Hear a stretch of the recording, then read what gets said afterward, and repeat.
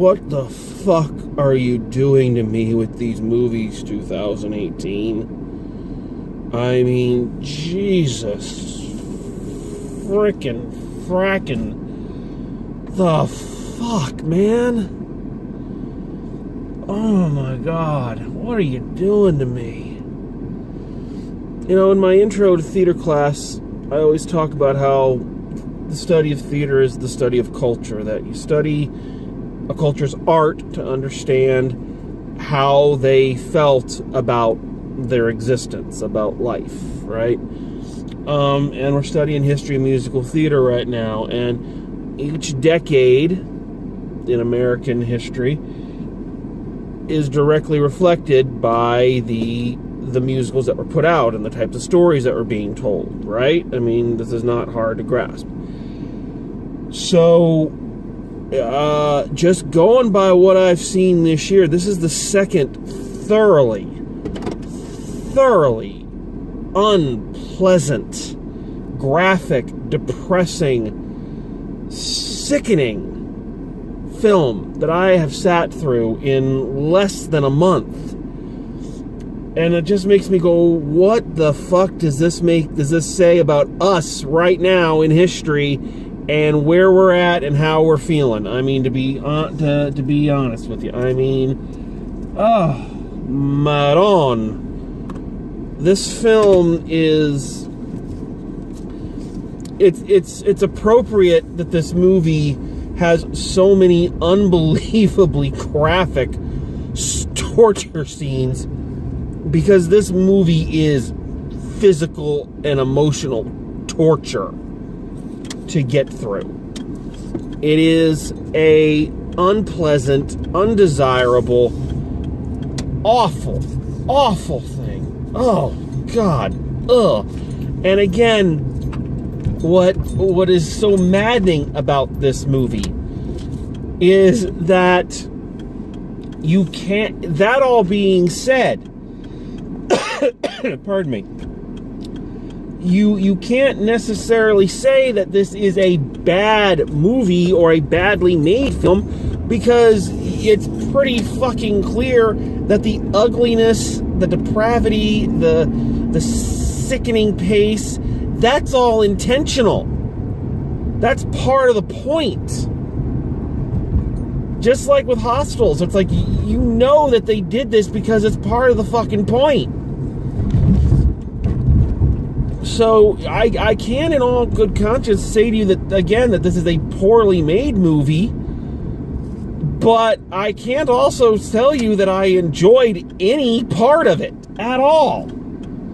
And even if, and I feel like I'm just repeating my Hostels review here, but even if unpleasantness and ugliness is your point, why in the fuck would your audience want to subject themselves to that for 2.5 fucking hours? Oh, okay, so if you haven't seen the trailers and you don't know, so Jennifer Lawrence plays a Russian ballet dancer who gets crippled or gets injured and can't dance anymore, and through convoluted circumstances ends up being recruited by her uncle into the Sparrows, which are basically the sexy black widows, where they go, and Jennifer Lawrence even says it in the movie, she said they basically send her to whore school, to teach her how to, seduce people to get what she wants out of them, and then she goes off on a mission to seduce some guy to get what she wants out of him, and it's this whole thing. Let me tell you something. Let me say this. I've seen the health movies from junior high, where they show you what sexually transmitted diseases do. I have read the pamphlets that are handed out by people about abstinence and how your virginity is like a rare treasure that needs to be kept in a safe and all of that. I've heard the arguments for the purity rings and all that. Let me tell you something, folks. This film is the greatest deterrent to sex that I have ever seen in my life. The whole first part of this movie is front-loaded with her at whore camp, basically. And it will put you off sex. It will put you off.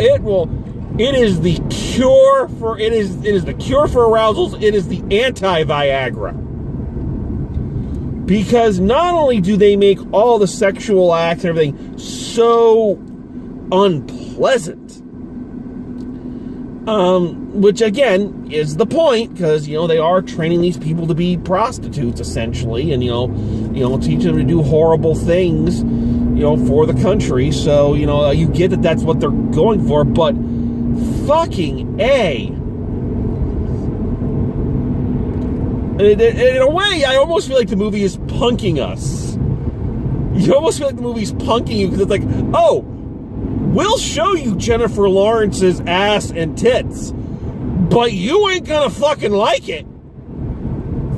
And I don't. This movie ruined Jennifer Lawrence's ass and tits for me. Thank you, movie. Thank you for taking that fantasy and just, doing the lambada on it.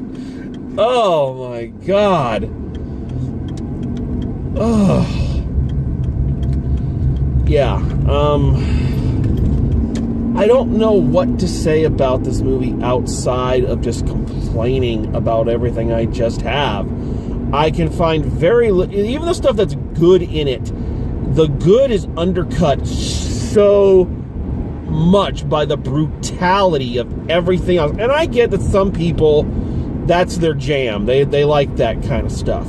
Let me say this first up, and I don't normally do this. Anybody who's watched this series or knows me knows that I am a very live and let live kind of guy. What you like is what you like, and just because I don't like it or don't appreciate it, that is not a criticism that says no one should. It just means for me it didn't do it. So I'm gonna do something I don't normally do on here, though I have done it before. I'm gonna overgeneralize. If you like this kind of shit in any way, shape, or form, buddy, you need to get some fucking help. Okay? God, I cannot imagine, if you are the type of person who is turned on by the shit they were doing in this movie, you are sicker than the 50 Shades people, okay? You get me? So you need to take care of yourself, because that is not a way to live.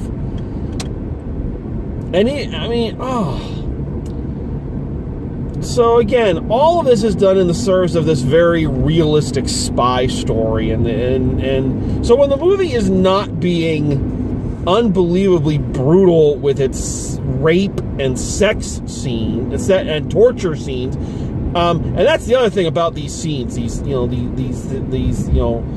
uncomfortable scenes, is they don't just give you the hint and then move on. No, they linger on it. There's a torture scene in there that goes on for like a minute and a half to 2 minutes, and you're just like, okay, folks, thank you, I get it, I get all of it. Okay, we can stop now. I'm being tortured. I say it is. It's ironic that so much of this film is focused on torture, because that's exactly what I feel I was for the last 2.5 hours. So those scenes, at least for me, and again, maybe I'm a little bit more squeamish and more sensitive than most, but I'll tell you, that any interest in the intrigue of the story, or the plight of Jennifer Lawrence's character, or any of that is lost, because you're just waiting for the next horrible thing. And at some point, I'm watching this going, did Mel Gibson fucking direct this thing? Jeez, I think he would watch this and go, dude, you need to back down a little bit. So then it gets into the general story of her trying to find out who the mole in the Russian government is, who's been talking to a CIA agent. So she's sent to seduce the CIA agent, but she's trying to play both sides against each other to get out of it. And then there's this whole other subplot about trying to catch a chief of staff or some senator who's selling secrets. And then it doubles back to the spy stuff. And there's another Sparrow in there who's tortured and murdered. The plot is so convoluted and so all over the place. And again, maybe it'd be easier to follow if, one, it wasn't 10, almost midnight while the film's going on. And two, if you weren't just so kind of like, your brain hasn't shut off because it's trying to comprehend the horrors of what you're watching. Maybe it would have been easier to get to. I can't say much about the acting in it either. The acting is just, it's barely there. And it's not to say that it's bad, it's just, it's barely there. Jennifer Lawrence, who is an actor I do like, but she has a tendency, when she's engaged in a role, she really goes for it. The problem is that she's got two modes: really engaged, or just get me my paycheck. Now, I don't know if that's what she was feeling in this film. I can't believe you would do a film like this and not believe in it and not want to do it. But the look and the slow, methodical dialogue and the 1,000-yard stare and all that is just a thing that screams, get me my paycheck. I'm starting to wonder if she finds any joy in any film she does anymore. That certainly none of that seems to come across on screen. Not that this is a film that anybody would enjoy being in. But take Jeremy Irons. Jeremy Irons has given a fairly flat performance. Obviously this is a director choice. But he's at least instilling some life in his character. Not a lot, but enough, So it's like, Jen, you need to get on that, honey, because you're a great actor. Obviously, you have an Oscar. You know you're awesome, and you're one of the best that we've got, and you're going to be one of the flag carriers here. But you gotta infuse some of these characters a little bit more life behind the eyes, because there ain't a lot of it. Yeah, just. Oh. And I have a dream. This is not related to the movie in any way. I can't blame the movie for this. But I have a dream. It's not a large dream. It's just a small dream, but it's my dream. And that dream is that I will one day go to a movie and I will not have two old fucks talking throughout the entire goddamn thing. Folks, shut up. You're in a movie. Shut your fucking mouth. Okay? Shut up. So, not only am I trapped in this unbelievably uncomfortable film for 2.5 goddamn hours, and that's another thing, the pacing of this movie is atrocious, because it feels like 4 hours long. It just drags. It drags so bad that you are just, at so many points, I'm just sitting there going, end! For the love of God, I will tell you anything. I will tell you whatever you want to know, just end. I killed JFK. Yes, it doesn't matter, I wasn't born yet, but if that's what you want to hear, it's what I'll tell you. Just end the fucking movie. So not only am I trapped in there for those hours, I'm sitting in front of Ma and Pa Kettle, the Ma with the most annoying little voice up here and talking with the southern accent in a really high-pitched voice, and you do it, daddy, down, through the entire motherfucking movie. And yes, the film is hard to follow, but if you don't shut up it's even harder, because half of it was, well, wait, is she doing this? Is she doing that? Is she a good guy? Is she a bad guy? I don't understand. Well, maybe if you shut the fuck up. I mean, granted, again, not easy to follow, but you're not helping the case. So between the movie itself, the length of it, and Mon Pa fucking Kettle behind me, folks, I will confess to anything right now. Anything. Pin it on me. I will confess to make it stop. Oh. The only thing I can say about this movie, the only positive thing I can say about it, is that it is in fact very well directed. The cinematography is beautiful. The shots are haunting, and yet, shots of the buildings and shots of driving up to the, the Sparrow cage there, or whatever they call, where they're trained, again, have that kind of hauntingly beautiful look to them. So the film is very well directed. I cannot deny that. But I think it falls down in just about every other category.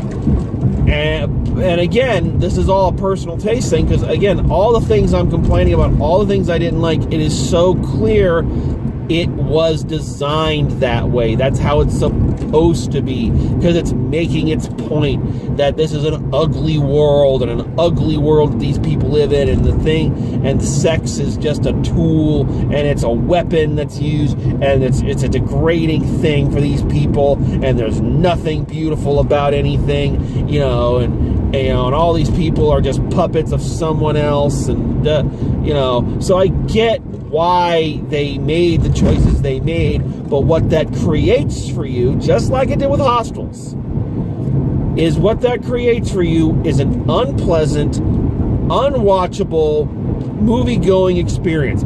So now, any point you might have had is completely undercut by the directing choices you make, because you couldn't ease up a little on some of this shit, or make this movie even slightly entertaining, or thought-provoking, or captivating to watch. You made it so goddamn unpleasant. I guess you could go with this being theater of the absurd, with the concept of alienation, where they want you to detach yourself from the film so you can think and absorb its message. But I do not want to do that. So this is where this gets hard, because this is, I've started doing the final grade thing, just as a way to rate movies, because every critic rates movies. Figure I'm a critic, quote unquote. Might as well rate the movies. But I have no fucking clue what to give this. No fucking clue. Because I cannot say it was a badly made or acted or anything movie. But I can say that it is a film that does not appeal to me in any way, shape, or form. So you're at that point of, where do you judge this? Do you judge us on its filmmaking, or do you judge it on your reaction to that filmmaking? And I'm going to judge it. I'm gonna cut it in the middle.